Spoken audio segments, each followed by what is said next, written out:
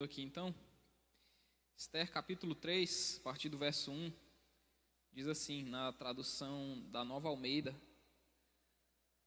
Depois disso, o rei Assuero engrandeceu Ramã, filho de Ramedata, Agagita, e o exaltou e lhe deu um cargo mais elevado do que de todos os oficiais que estavam com ele. Todos os servos do rei que estavam à porta do rei se inclinavam e se prostravam diante de Ramã, porque esta era a ordem do rei a respeito dele. Mordecai, porém, não se inclinava nem se prostrava. Então os servos do rei que estavam à porta do rei perguntaram a Mordecai: Por que você está transgredindo as ordens do rei?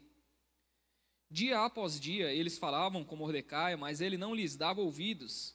Então contaram isso a Ramã, para ver se as palavras de Mordecai se manteriam em pé, porque ele lhes tinha declarado que era judeu.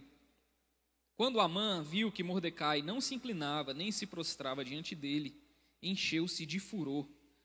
Porém julgou que era pouco nos seus propósitos atentar apenas contra Mordecai, porque eles havia declarado de que povo era Mordecai. Por isso Amã procurou destruir todos os judeus, povo de Mordecai, que havia em todo o reino de Assuero.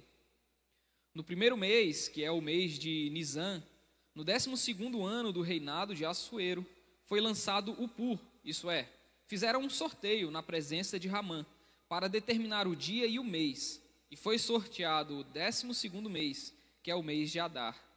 Então Ramã disse ao rei Assuero: Existe um povo espalhado e disperso entre os povos, em todas as províncias do seu reino, cujas leis são diferentes das leis de todos os povos. Eles não cumprem as leis do rei, e por isso não convém tolerá-los. Se for do agrado do rei, decrete-se que sejam mortos. E eu porei nas mãos dos que executarem a obra 340 toneladas de prata, para que entrem nos tesouros do rei.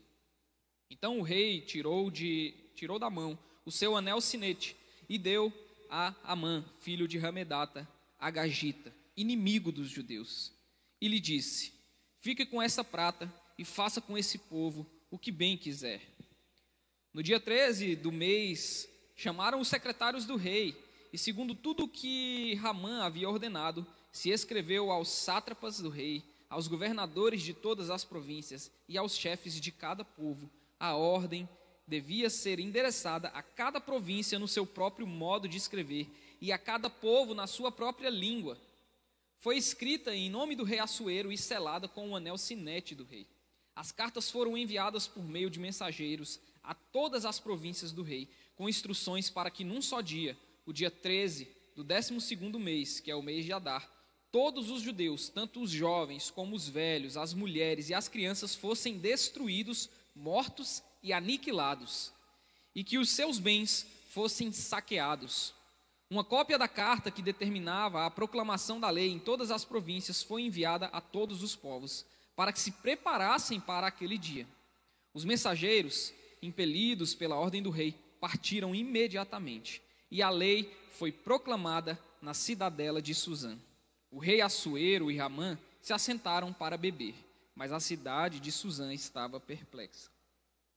Pai, nós queremos te louvar e engrandecer o teu nome pelo dia de hoje, porque o Senhor nos trouxe aqui, porque estamos reunidos em teu nome, Deus, para relembrar a obra do teu Filho Jesus Cristo, e nós temos declarado isso por meio das canções e agora por meio da palavra, Pai. Que o Senhor possa nos abençoar nesse dia, nos aperfeiçoar e nos fazer mais parecidos com o teu Filho Jesus. Em nome de Jesus, amém. Amém. Sabe, meus irmãos, desde a queda do homem, que aconteceu lá em Gênesis, aquela mesmo que você bem se lembra de Eva e Adão comendo do fruto proibido, essa queda, ela gerou algumas coisas na humanidade.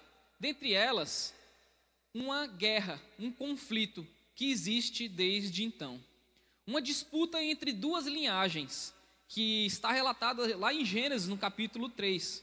Uma disputa entre duas descendências, dois povos. Lá em Gênesis capítulo 3, verso 15, Deus dá uma sentença tanto para a serpente quanto para a mulher.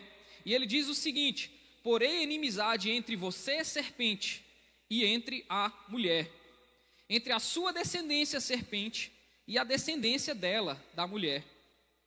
Este descendente que vem da mulher lhe ferirá a cabeça, e você, serpente, lhe ferirá o calcanhar. Então, o Senhor promete aqui em Gênesis capítulo 3, verso 15, essa inimizade, essa disputa, esse conflito que acontece desde a criação do mundo e vai percorrer toda a história bíblica. Uma inimizade entre os descendentes da mulher, Eva, e da serpente, que era Satanás.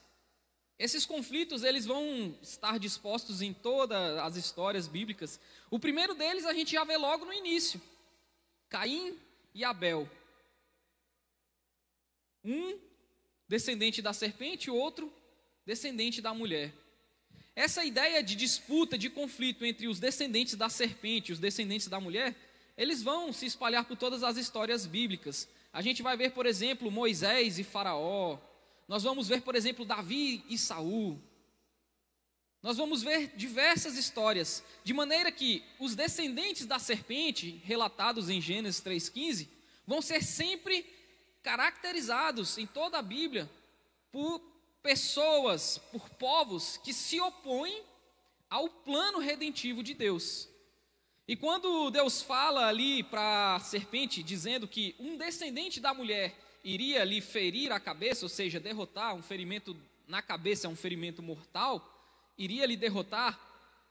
Então, a serpente e os seus descendentes, desde então, têm tentado fazer de tudo para impedir que isso aconteça, para impedir que esse descendente da mulher nasça e derrote. Acontece que nós conhecemos toda a história, nós sabemos que o descendente da mulher nasceu, ele foi Jesus Cristo, ele derrotou de fato a serpente que era Satanás. Mas entre o nascimento de Jesus e a proclamação dessa profecia aqui em Gênesis 3,15, sempre houve essa inimizade que Deus falou aqui. E o texto que nós acabamos de ler está falando de um dos capítulos dessa inimizade. Sempre houveram povos que tentaram se opor a Deus e impedir o seu plano redentivo. Então você vai ver, por exemplo, lá no Egito, quando Moisés tenta fazer com que o povo adorasse a Deus e Faraó se opõe a isso. Aí finalmente eles conseguem fugir do Egito e aí começam várias guerras. Diversos povos vão atacar os judeus e os judeus vão atacar outros povos, e essa inimizade ela vai percorrer e vai chegar inclusive aqui no livro de Esther, aonde nós estamos lendo. Esse texto que nós acabamos de ler vai declarar justamente os desdobramentos dessa profecia, dessa inimizade. Então o texto vai começar com a exaltação de um homem aqui chamado Ramã. É o que nós lemos aqui no capítulo 3, no verso 1. Depois disso, o rei Assuero engrandeceu Ramã. Só que o texto ele traz mais informações. Ele vai dizer que ele era filho de Hamedata, Agagita. Em algumas outras traduções vai dizer que ele era descendente de Agag. Essa informação ela é super importante para o texto que nós estamos estudando hoje. E ela vai ser relevante para toda a história de Esther. E eu vou explicar isso para vocês nos próximos minutos. É um detalhe super importante. Ramã era descendente de Agag. Quem era Agag? Quem era esse tal de Agag? Por que essa informação é relevante? O primeiro ponto que eu queria abordar com vocês nessa manhã é o seguinte: Mordecai decide não se dobrar. Ele vai estar aqui do verso 1 até o verso 6. Para quem lembra, meus irmãos, Mordecai é aquele tio de Esther que criou Esther, e a gente estudou isso aí nas últimas semanas. Foi ele quem criou Esther ali no Império Persa e fez com que Esther se tornasse a rainha do Império Persa. E aí a gente viu aí no capítulo 2, no final do capítulo 2, que esse mesmo Mordecai, ele tinha descoberto um plano que alguns oficiais do rei tinham bolado para assassinar o rei. E ele foi lá e contou para Esther, e Esther contou para o rei, e assim eles conseguiram salvar a vida do rei. Então Mordecai termina o capítulo 2 sendo alguém que salvou o rei, alguém que impediu um plano para tirar a vida do rei. E essa ação de Mordecai, ela deveria ser honrada. Era um costume persa que alguém que tivesse cometido um ato tão honroso, tão bravo como salvar a vida do rei, que esse homem fosse honrado de alguma maneira. Mas o texto não diz que Mordecai foi honrado nessa ocasião. Ao contrário disso, o texto já pula para o capítulo 3 e fala que ao invés de Mordecai, quem está sendo honrado aqui é um novo personagem, Ramã, filho de Hamedata e descendente de Agag. Acontece, meus irmãos, que o rei ordena que todos os seus oficiais, inclusive Mordecai, se dobrassem, se prostrassem diante desse homem chamado Ramã. E a gente tem visto aí no capítulo 1 e no capítulo 2 de Esther, que Mordecai ele já estava totalmente introduzido na cultura persa. O seu nome, Mordecai, era o nome de um deus persa, um deus pagão. Era um homem totalmente introduzido que inclusive influenciou a sua sobrinha, que ele havia criado como filha, a esquecer a sua identidade, que era Hadassa, e se tornar Esther, a rainha do império pagão. A gente viu que Mordecai já estava totalmente introduzido nessa cultura persa. E a gente viu que nós nos assemelhamos muito com Mordecai e com Esther, esquecendo a nossa identidade e sendo engolidos pela cultura que nos cerca, pela cultura do mundo secular. Mordecai já estava bem engolido por essa cultura, bem introduzido, bem adequado. Ele obedecia às ordens do rei. Mas Mordecai decide, nesse texto que nós acabamos de ler aqui, a não se dobrar. No verso 2 diz: todos os servos do rei que estavam à porta do rei se inclinavam, se prostravam diante de Ramã, porque essa era a ordem do rei a respeito dele. Mordecai, porém, não se inclinava e nem se prostrava. Por que Mordecai, um homem totalmente introduzido na cultura, totalmente confortável na cultura persa, um oficial do rei, que já havia conseguido colocar a sua sobrinha para ser a rainha do império persa, porque esse homem, sem mais nem menos, decide agora desobedecer a ordem do rei e decide não se prostrar diante desse braço direito do rei, desse segundo oficial, o oficial mais importante abaixo do rei, que era Ramã. Por que Mordecai decide não se dobrar, sendo que ele já estava totalmente vendido para a cultura persa, sendo que ele já estava totalmente envolvido e engolido por essa cultura pagã, que não era a cultura do seu povo, a cultura dos judeus. Por quê? Porque Mordecai decide agora, sem mais nem menos, se revoltar, se rebelar e desobedecer às ordens do rei. Para explicar isso, meus irmãos, nós precisamos entender uma história que acontece um pouco antes, na verdade, vários anos antes. O que acontece é o seguinte: o texto de Esther vai dizer que Mordecai, ele era da tribo de Benjamim. E um personagem também importante na Bíblia, que era da tribo de Benjamim, foi o primeiro rei de Israel, Saul. Saul também era da tribo de Benjamim. Acontece que lá em 1 Samuel, no capítulo 15, Deus havia mandado Saul exterminar o povo conhecido como os Amalequitas. E o rei desse povo era Agag.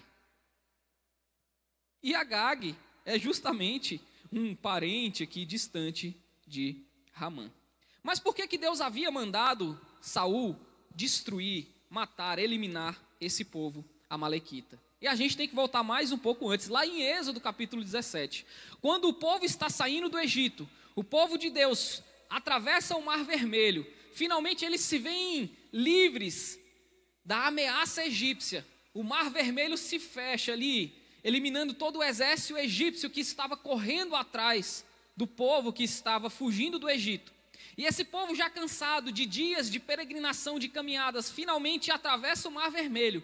Quando eles finalmente pensam que vão ter um descanso no deserto e começam a caminhar ali, a peregrinar pelo deserto, aparece um povo, lá em Êxodo capítulo 17, que vai dizer que eram os Amalequitas. E vai dizer que esse povo os atacou pelas costas, matando todos aqueles judeus que ficaram para trás. Os amalequitas foram o primeiro povo que atacou os judeus assim que eles saíram do Egito, sem nenhum motivo. Simplesmente eles viram aquela multidão de pessoas saindo do Egito e atravessando o Mar Vermelho, provavelmente pensaram que poderia ser uma ameaça e decidiram atacar. E nisso eles mataram milhares de judeus, principalmente os mais fracos, que eram os que ficavam para trás na peregrinação, aqueles que não conseguiam acompanhar os homens mais fortes que andavam a passos mais rápidos. Então provavelmente eles mataram ali muitos velhos, mulheres, muitas crianças. Acontece que, percebendo esse ataque dos amalequitas, lá em Êxodo capítulo 17, também em Deuteronômio capítulo 25, vai relatar essa disputa. Vai dizer que Moisés e o povo judeu se virou para lutar contra os amalequitas, mas eles já estavam muito cansados. Eles estavam exaustos de toda a peregrinação, porque estavam fugindo dos egípcios. E aí vai dizer que eles não tinham chances, mas que o Senhor falou para Moisés que se ele permanecesse com o cajado levantado, eles iriam vencer a batalha. Então Moisés segurava o cajado e aí eles lutavam e venciam. Mas quando Moisés cansava e abaixava os braços, eles perdiam. E aí ficou nessa, Arão e o outro cara vão segurar os braços de Moisés e vão continuar até que eles vão vencer os amalequitas. E aí Moisés vai dizer: o Senhor é a nossa bandeira. Desde então, lá em Deuteronômio capítulo 25, Deus vai dizer que porque os amalequitas foram covardes, porque eles atacaram vocês pelas costas, porque esse povo era um povo mau que atacou vocês sem motivo, vocês farão com que os amalequitas sejam esquecidos. Está lá em Deuteronômio capítulo 25, verso 17. Então, desde a saída do Êxodo, existe uma batalha, uma disputa entre os amalequitas e os judeus. E aí a gente vai ver que essa profecia, essa ordem do Senhor, para que os amalequitas fossem esquecidos, ela vai se concretizar lá em 1 Samuel capítulo 15, quando de fato Israel vai se estabelecer como nação, vai eleger Saul como rei. Agora Israel é uma nação forte, uma nação organizada, e aí eles têm um rei que é Saul, o primeiro rei que é descendente da tribo de Benjamim.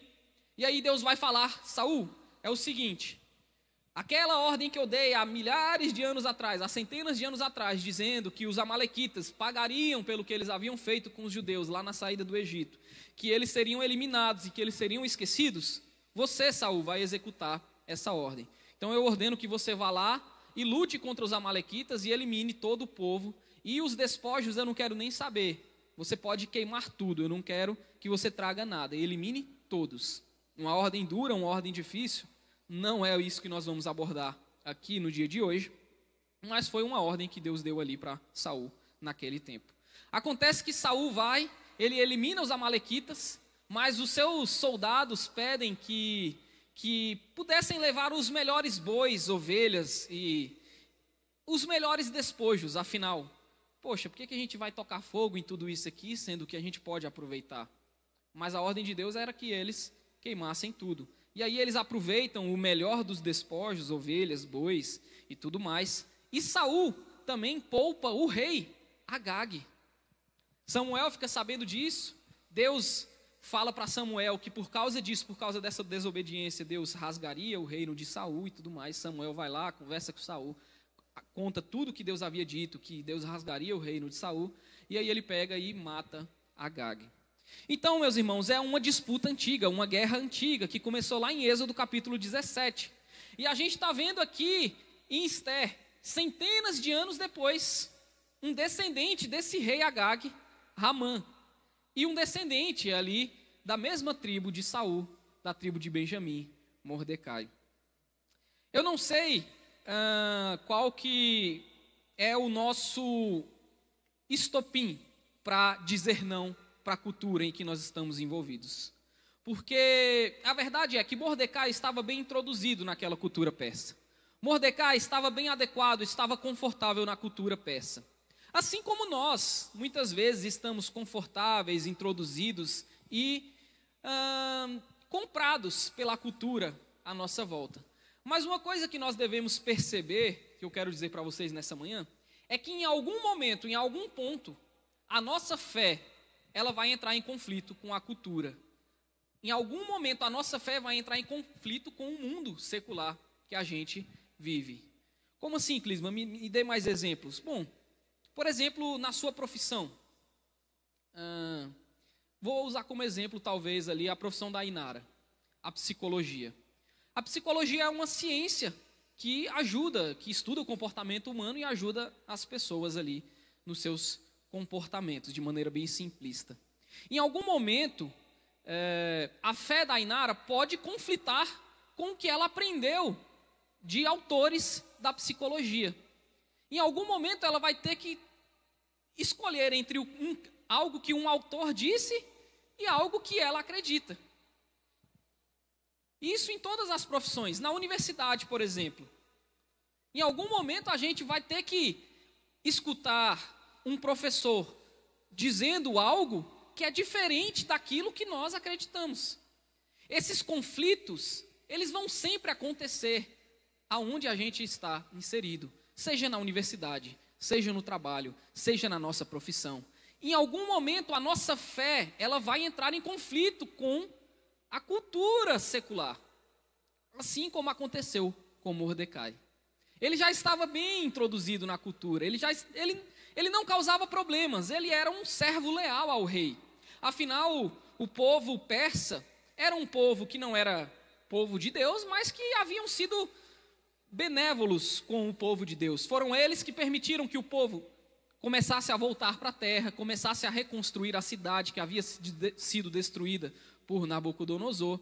Era um povo ok, e Mordecai não se importava em estar introduzido nessa cultura. Mas chega um momento em que a fé de Mordecai, ela entra em conflito com a cultura persa, no momento em que o rei dá uma ordem para que todos os oficiais se prostrassem diante de Ramã.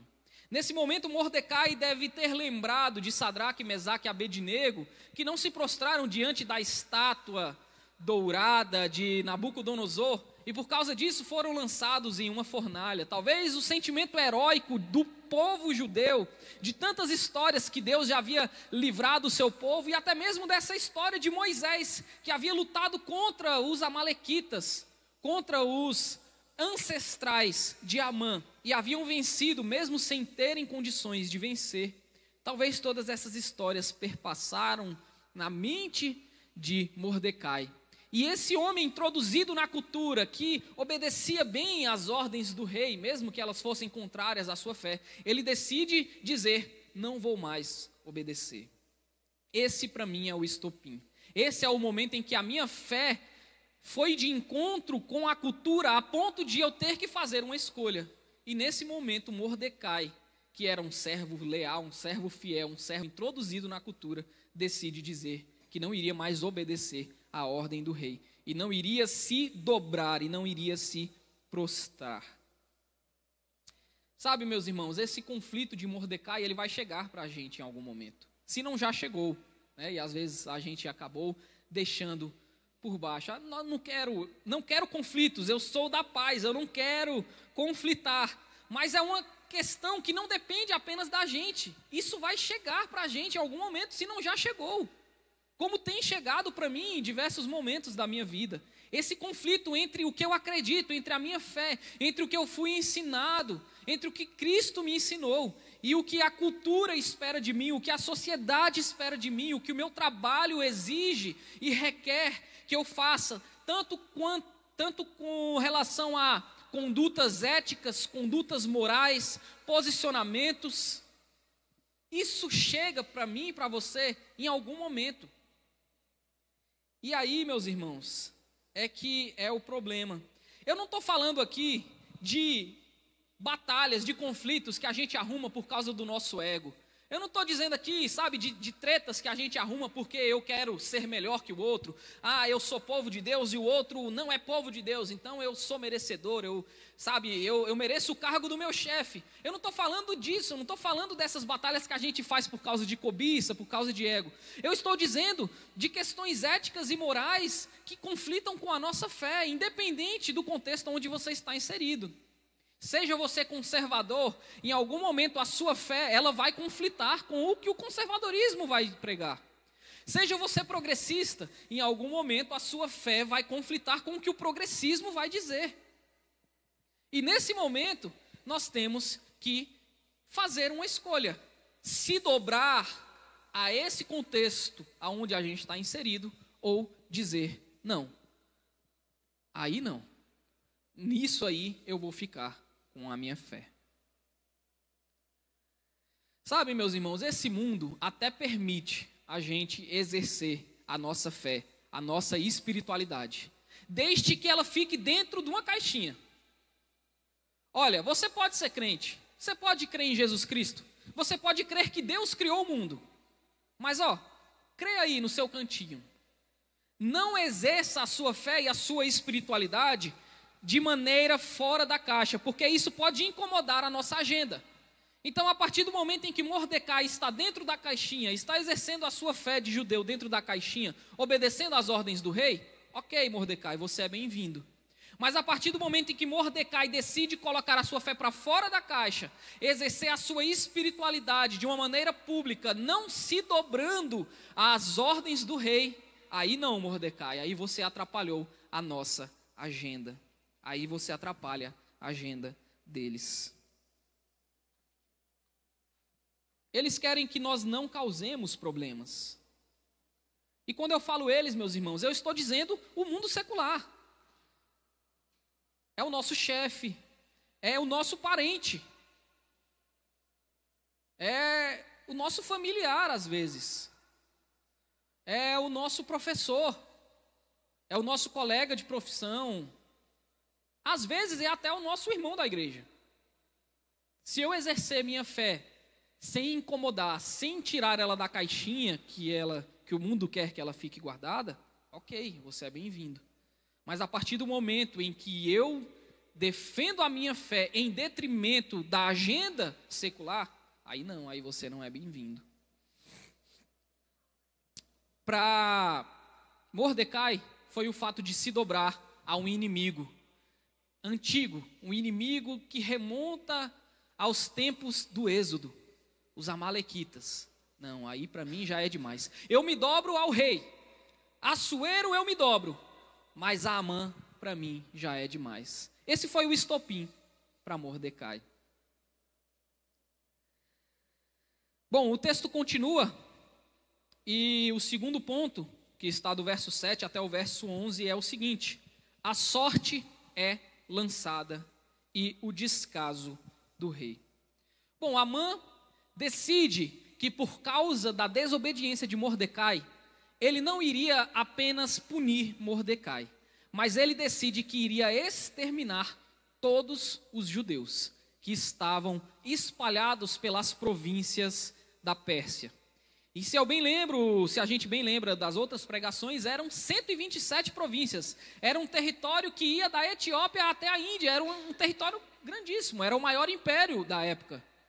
E existiam muitos judeus espalhados, provavelmente a grande maioria, se não todos os judeus, estavam inseridos nesse império persa. E aí esse Amã, lembrando da disputa dos filhos da serpente e dos filhos da mulher, os descendentes da serpente e os descendentes da mulher, os descendentes da serpente, eles sempre tentaram em toda a história aniquilar os descendentes da mulher, porque dos descendentes da mulher viria um que iria derrotar a serpente. Então a ideia aqui dos descendentes da serpente é aniquilar os descendentes da mulher. Então Amã, sendo um descendente da serpente, decide aniquilar todos os judeus, porque um deles não quis se dobrar. E aí, meus irmãos, uma coisa que vai ser transmitida nesse texto aqui, principalmente do verso 7 até o verso 11 aqui, vai ser escancarada a maldade do mundo, a maldade desse mundo, né? A gente vai ver, por exemplo, um homem que decide pelo genocídio de um povo. Isso só já é uma ideia para a gente dura, mal, uma ideia que por si só já causa na gente asco. Um povo todo sendo exterminado porque um homem não quis se prostrar, já é maldade demais. Mas não é a única maldade posta aqui no texto. Por exemplo, o verso 8 vai dizer: então Amã disse ao rei Assuero: existe um povo espalhado e disperso entre os povos de todas as províncias do seu reino, cujas leis são diferentes das leis de todos os povos. Eles não cumprem as leis do rei e por isso não convém tolerá-los. Olha só o que ele propõe ao rei: se for do agrado do rei, decrete-se que sejam mortos. Maldade, e eu porei nas mãos dos que executarem a obra 340 toneladas de prata. Propina, mais um pouco de maldade. Um rei aceitando propina, era dinheiro, muito dinheiro, 340 toneladas de prata. E essas toneladas de prata entrarão nos tesouros do rei. E mais um pouco de maldade. Verso 10: então o rei tirou da mão o seu anel e deu a Amã, filho de Hamedata, a Agagita, inimigo dos judeus, e lhe disse: fique com essa prata e faça com esse povo o que bem quiser. A gente já sabe que Assuero era um rei injusto, capacho, que não decidia as coisas por si só, que delegava tudo. Ele delegou, por exemplo, o julgamento da sua primeira mulher, Vaste, lá quando a gente estudou o primeiro capítulo. Mas olha só esse homem, ele está assinando com o seu próprio anel o genocídio de todo um povo, sem ao menos perguntar para Amã: o que é que esse povo fez? Quem é esse povo? Primeiro, quem é esse povo? Segundo, o que é que esse povo fez para merecer tal genocídio, para merecer o extermínio? Nós estamos falando aqui do assassinato de milhões de pessoas. E o rei fala assim, Amã chega lá e fala: rei, eu quero matar milhões de pessoas, porque esse povo não cumpre as leis, as nossas leis. O rei fala assim: você quer assassinar milhões de pessoas? Rei, e eu vou depositar 340 toneladas de prata aí no tesouro do império. Tá bom, pode matar esse povo, tá aqui o meu anel para você assinar o decreto. Olha só que absurdo isso, meus irmãos. Um rei aceitar o genocídio de um povo debaixo da sua ordem, debaixo do seu império, que está debaixo da sua responsabilidade, sem mesmo perguntar quem era esse povo e sem mesmo perguntar o que eles haviam feito para merecer tal genocídio. Diante de tantos absurdos, diante de tanta maldade que está sendo demonstrada nesse texto, a gente se pergunta: aonde está Deus? Meu Deus, cadê o Senhor diante disso? Os homens maus fazem segundo eles querem. Os homens maus comandam a gente, decidem o nosso destino, decidem o nosso futuro. Cadê o Senhor para pôr um fim nisso, para segurar esses homens maus? Esse povo já estava sob o segundo império no cativeiro. Eles haviam passado 70 anos debaixo do cativeiro de Nabucodonosor e dos babilônicos, e agora eles estavam debaixo do Império Persa. Então, eles já haviam experimentado maldade por muitos anos aqui. Em algum momento a gente olha e fala: cadê Deus? Aonde está o Senhor? O texto, meus irmãos, embora não mencione Deus, não fale sobre Deus em si, a gente consegue perceber Deus agindo nos bastidores. Um exemplo disso é o seguinte: Amã, que decidiu exterminar os judeus, ele vai, segundo um costume da época, decidir lançar uma sorte para decidir que dia seria executado o extermínio. Isso já é Deus agindo. Sabe por quê? Lá em Provérbios, capítulo 16, verso 33, vai dizer que a sorte se lança ao regaço, mas do Senhor procede toda a determinação. O fato desses homens decidirem lançar sorte para escolher o dia e o mês do extermínio, já era Deus agindo por trás, já era Deus agindo pelos bastidores, atrás das cortinas, para proteger o seu povo, para preservar o seu povo. Sabe por quê? Esses homens vão lançar sortes. Amã poderia ter dito: olha, a partir de amanhã, todos os judeus podem ser exterminados. Mas não, ele decide lançar sortes. E isso aqui era o primeiro mês do ano. Ele lança sorte, e a sorte vai dar no 12º mês do ano. Ou seja, Entre o primeiro mês e o 12º mês do ano, havia tempo de acontecer alguma coisa. Entre o primeiro mês e o 12º mês, daria tempo de acontecer alguma coisa nesse período. Os judeus ganharam tempo, e isso já era Deus agindo nos bastidores. Sabe, meus irmãos, diante de tanta maldade, nós temos a tendência de pensar que Deus não está agindo. Quando a gente está envolto numa cultura secular, onde a maldade, o mal nos cerca, e a gente vê até esse mal nos subjugando, a gente tem a tendência de pensar assim: aonde está o Senhor? Deus esqueceu do seu povo, Deus esqueceu da sua igreja. Mas eu quero dizer para você nessa manhã que Deus está agindo, mesmo que a gente não esteja percebendo. O fato desses homens escolherem lançar sortes já é uma demonstração de que Deus está agindo, porque a sorte se lança ao regaço, mas do Senhor procede toda a determinação. Foi o Senhor quem determinou que aquela sorte fosse lançada no 12º mês, porque entre o primeiro mês e o 12º mês, Deus tinha coisas para realizar. Deus iria agir e Deus iria salvar esse povo, como nós vamos ver nos capítulos seguintes dessa história. Mas o fato é que Deus está agindo, mesmo que a gente não esteja vendo, mesmo que a gente não esteja percebendo. E aí eu vou para o terceiro ponto. A má notícia em todas as línguas. Está do verso 12 até o verso 15.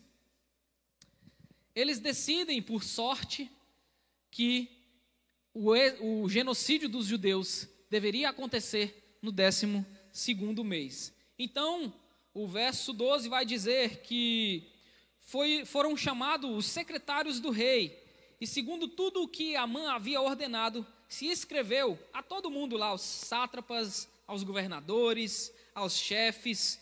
A ordem deveria ser endereçada a cada província no seu próprio modo de escrever e a cada povo na sua própria língua.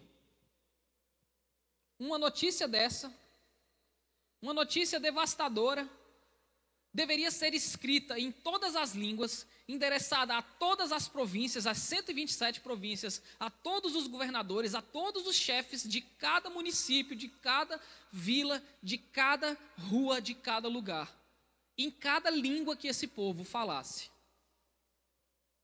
O plano do genocídio foi muito bem elaborado. Era para avisar todo mundo que deveria ser no 12º mês. E era para avisar que eles se preparassem.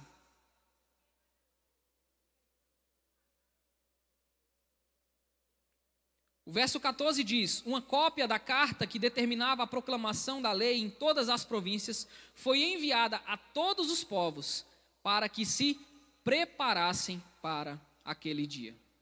E aqui, meus irmãos, imagine você vivendo nesse tempo lá no Império Persa. Você não é judeu, você é de um outro povo, mas você não tem nada contra os judeus.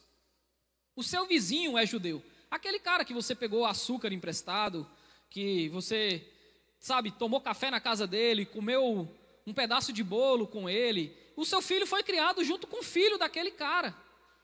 Vocês são amigos, colegas de trabalho.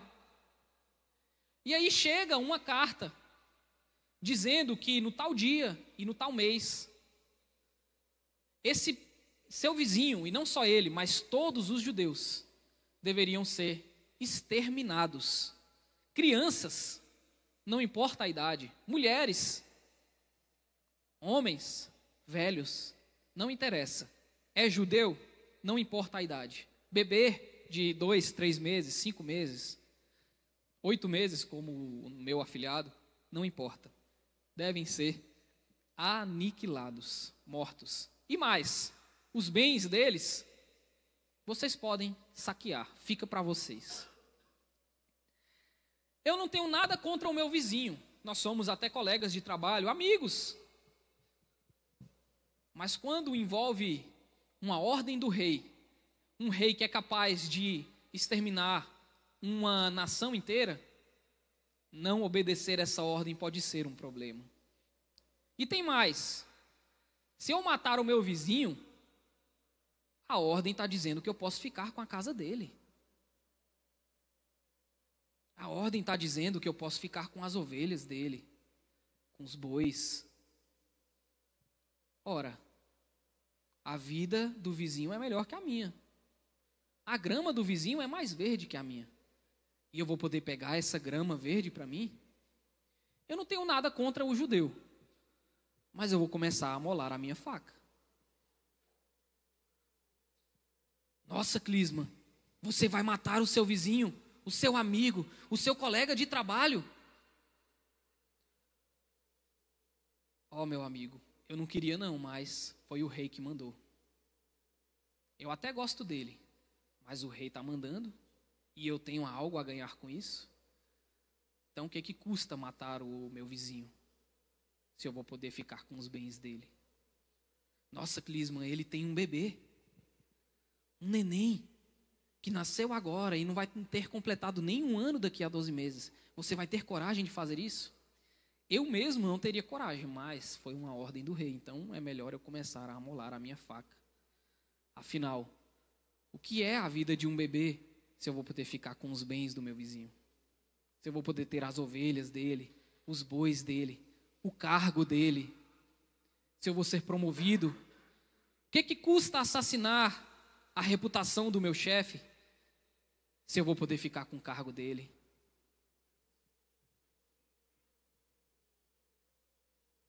E aí a maldade do homem, que nem estava pensando em ser mal, começa a formular na mente. Ele começa a justificar. Eu não queria não, mas já que a vida me deu essa oportunidade, eu não vou perder, né? E as pessoas começam a amolar as suas facas para assassinar os seus vizinhos, que deveriam ser exterminados daqui a 11 meses. É assim que nós somos, meus irmãos. O interessante desse texto é que uma notícia de extermínio, de condenação, uma notícia de genocídio seria divulgada em todas as línguas das 127 províncias. Eles iriam chamar todos os intérpretes para escrever essa notícia, essa má notícia, para que ela chegasse nos 4 cantos das 127 províncias do Império Persa. Uma notícia terrível, uma notícia perversa, uma má notícia que deveria ser divulgada em todas as línguas desse império. Isso me lembra algo. Isso me lembra uma ordem, uma profecia lá do Novo Testamento, que diz que uma boa notícia deveria ser divulgada em todas as línguas. Que diz que uma excelente notícia deveria ser divulgada nos 4 cantos, não do Império Persa, mas desse mundo que a gente vive. Que todas as línguas desse mundo deveriam conhecer essa boa notícia. A ideia dessa boa notícia é o oposto da notícia do rei Assuero. Enquanto o rei Assuero e Ramã, o inimigo do povo de Deus, escreveram uma má notícia que pregava um extermínio de uma nação, a boa notícia que deve ser divulgada aos 4 cantos desse mundo prega salvação. Ao invés de condenação, essa boa notícia prega perdão. Ao invés de maldade, essa boa notícia prega redenção. A má notícia é para todos os judeus, para todos os descendentes das 12 tribos de Israel. A boa notícia é para todo mundo. É para descendente de Benjamim, mas é também para descendente de Agag, se ele quiser. A má notícia era para os descendentes da mulher. A boa notícia é para os descendentes do ser humano. A boa notícia é para os descendentes dos portugueses, mas também dos índios. A boa notícia, ela é para o Cardoso, ela é para o Silva, ela é para o Braga, ela é para você, ela é também para mim. Essa boa notícia, meus irmãos, ela é mais forte e mais poderosa do que qualquer má notícia que esse mundo possa divulgar, possa inventar, possa proclamar. Se esse mundo secular, mau e perverso que a gente vive, insiste em divulgar em todas as línguas a maldade, o genocídio, o extermínio, a divisão, o preconceito, nós, como portadores da boa notícia, temos que estar aptos a divulgar em todas as línguas o perdão, a salvação, a justificação, a santificação, a redenção. Isso é independente da descendência, do sobrenome, da religião. É independente. Ah, mas ele é meu inimigo, ele é filho de Agag e eu sou filho de Benjamim. Não importa. Essa boa notícia do Rei Jesus é para filhos de Agag, mas é para filhos de Benjamim. É para todo mundo, para quem quiser. É para mim, é para você. É para quem acreditar. Amém? Eu termino por aqui a nossa novela da Record. Nos próximos capítulos a gente vai ver os desdobramentos de como essa disputa entre Amã e esse plano malvado de assassinar todo esse povo será tratado por Mordecai, por Esther, por Assuero e por Deus que está trabalhando nos bastidores, embora ele não seja mencionado. Amém? Vou orar então enquanto o hebreu, agora não sei se inspirado ou escandalizado pela palavra, vai tocar para a gente. Senhor, eu quero te agradecer, Pai, pela boa notícia. Eu sei que esse mundo que nós estamos inseridos, ele é mau e ele é conflitante com a nossa fé, com o que Jesus Cristo nos ensinou. Independente de onde estamos, seja no contexto progressista, seja no contexto conservador, seja no trabalho ou na faculdade. Em algum momento, Pai, a nossa fé vai conflitar com o que esse mundo tem para nós. E que em nome de Jesus, assim como Moisés lá no deserto, percebeu que o Senhor é a nossa bandeira, nós tenhamos coragem de escolher a nossa fé diante desses conflitos, porque o Senhor continua sendo a nossa bandeira, Pai. Mesmo que a gente esteja em menor número, mesmo que a gente possa ser ridicularizado ou excluído, ou que até os nossos familiares em algum momento tenham raiva da gente por causa do Evangelho, que a nossa fé e essa certeza de que o Senhor é a nossa bandeira nos dê força e coragem para continuar crendo no que o Senhor nos ensinou, Pai. Em nome de Jesus.